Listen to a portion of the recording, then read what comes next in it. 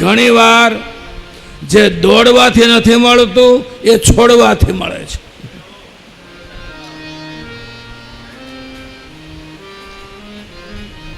પગની એડી ઊંચી કરીને ભલે તમે ઊંચાઈ વધારો, પગની એડી ઊંચી કરીને ભલે તમે ઊંચાઈ વધારો, પણ ક્યારેક માથું નમાવી જોજો, કદ આપોઆપ વધી જશે. ક્યારેક માથું નમાવી જોજો, કદ આપોઆપ વધી જશે.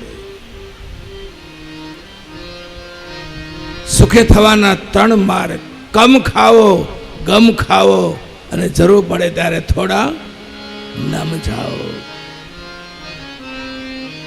વાત ચાલે છે પરીક્ષિત રાજા બન્યા.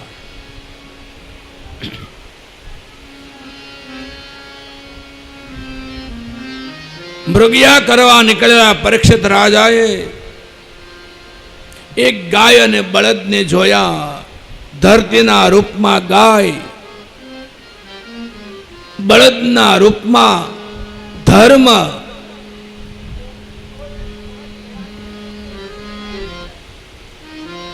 ગાયના રૂપમાં પૃથ્વી. એક કલયુગ એટલે કાળો પુરુષ એ બળદને મારે છે. એ બળદના 3 પગ તૂટી ગયા હતા, 1 પગ ઊભો હતો. થોડી અઘરી કથા છે, અધ્યાત્મની કથા છે. ધર્મના 4 પગમાંથી 3 પગ તૂટી ગયા છે. કયા 4 પગ? સાંભળીએ. તપસ્સૌચ દયા સત્યમ ઇતિ પાદા કૃતે કૃતા. તપસ્સૌચમ દયા સત્યમ ઇતિ પાદા કૃતે શ્રુતા. ધર્મના 4 પગ હતા. તપઃ, શૌચમ, શૌચ એટલે પવિત્રતા, સત્ય અને દયા. 3 યુગ પૂરા થયા: સત્યયુગ, ત્રેતા અને દ્વાપર. એટલે 3 પગ તૂટી ગયા. સતયુગ પૂર્ણ થતા સત્ય ગયું,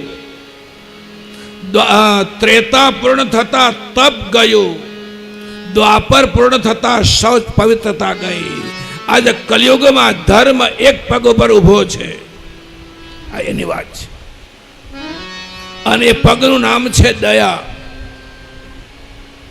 दया धर्म का मूल है, पाप मूल अभिमान. तुलसी दया न छांडिए जब तक घट में प्राण.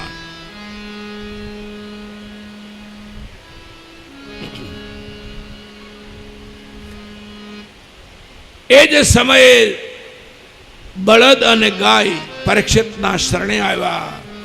કલીને મારવા માટે સરસંધાન કર્યું પરીક્ષિતે. એ કલયુગ રાજાના શરણે આવ્યો.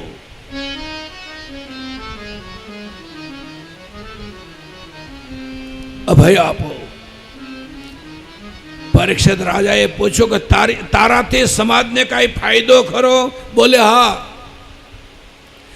સતયુગની અંદર, દ્વાપરની અંદર કે ત્રેતાની અંદર હજારો વર્ષ સુધી તપ કરવાથી, જપ કરવાથી, યજ્ઞ કરવાથી જે ફળ નથી મળતું એ મારા યુગમાં એટલે કે કલયુગમાં કેવલ 6 મહિના પૂરી શ્રદ્ધાની સાથે કોઈ જપ કરે, કોઈ તપ કરે, સ્વાધ્યાય કરે તો એ ભગવાનના એને કેને પ્રકારના દર્શન પામે છે.